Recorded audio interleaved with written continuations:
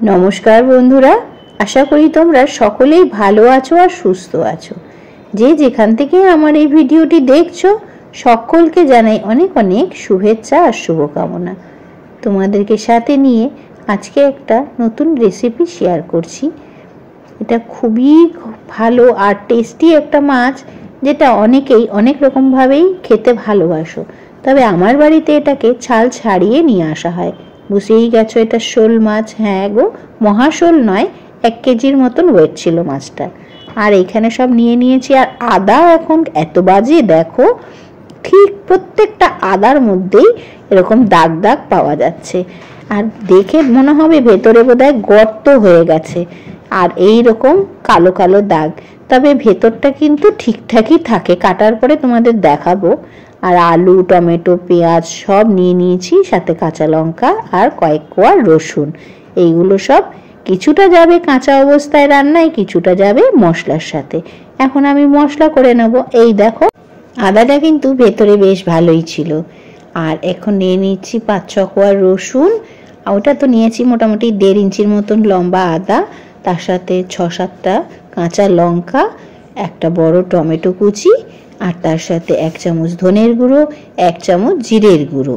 এই পুরোটাই কিন্তু আমি একসাথে বেটে নেব, কিন্তু পেঁয়াজটা বাটবো না। এর সাথে ভালো করে মিক্সিতে ঘুটে নিলাম। আমার কিন্তু বেশ সুবিধে হয়েছে এই মিক্সি জারটা কেনাতে। এটা খুব খুব সুবিধে হ্যান্ডেল করার। তোমরাও চাইলে এরকম একটা কিনে নিতে পারো।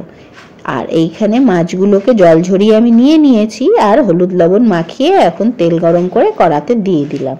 তবে আজকে বোধহয় আমার তেলটা খুব গরম হওয়ার আগে আমি মাছ দিয়ে ফেলেছিলাম, কিছু মাছ কিন্তু কড়াইতে লেগে যাচ্ছিল। আর এখানে মাছগুলোকে আমি লালচে করে ভেজে তুলে রাখলাম। এবারে বাকি তেলের মধ্যে আর একটুখানি তেল দিয়েছি, একটু বেশিই লাগবে, কারণ আমি আজকে আলু কেটেছি ডুমো ডুমো করে, ঠিক মাছ যেমন করে ছাল ছাড়িয়ে ডুমো ডুমো করে কেটে নেওয়া হয়েছে সেরকম ভাবেই মিলিয়ে। এবারে এর মধ্যে তেজপাতা, শুকনো লঙ্কা, সাদা জিরে ফোড়ন দিয়ে দিলাম, তারপরেই দিয়ে দিলাম আলু। এবার আলুটাকে ভালো করে ভাজবো বেশ খানিকক্ষণ, লালচে মতন হওয়ার পর্যন্ত। তার জন্য আলুর মধ্যেও দিয়ে দিলাম সামান্য পরিমাণে লবণ আর 1 চামচের মতন হলুদ। বেশ খানিকক্ষণ নাড়াচাড়া করবার পর আমি এবার পেঁয়াজ কুচোনোটা দিয়ে দিলাম আলুর মধ্যে। এবার এই পেঁয়াজটা দিয়েছি দেখেইছো তোমরা, একটা মিডিয়াম সাইজের পেঁয়াজ একখানা দিয়েছি।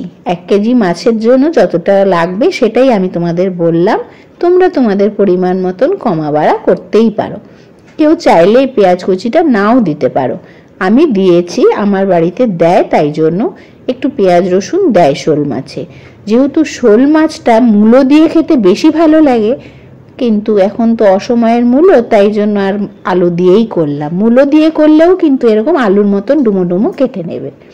এবারে আলুটা বেশ খানিকক্ষণ পেঁয়াজের সাথে ভাজা ভাজা হওয়ার পর দিয়ে দিলাম বেটে রাখা মশলাটা। আর মিক্সি বাটিটাও ধুয়ে জলটা দিয়ে দিলাম। আর একটুখানি মশলাটা যেহেতু লেগেছিল মিক্সি বাটিতে, সেটাকেও ধুয়ে দিয়ে দিয়েছি। এখন বেশ খানিকক্ষণ কিন্তু আমি নাড়বো যতক্ষণ না পর্যন্ত এই মশলা থেকে তেল বেরিয়ে আসছে। যখনই তেল বেরিয়ে আসবে তখনই বুঝে যাওয়া যাবে যে মশলা পুরোপুরি রান্না হয়ে গেছে। এইরকম করে বেশ খানিকক্ষণ কিন্তু খুন্তি দিয়ে নাড়তে হবে।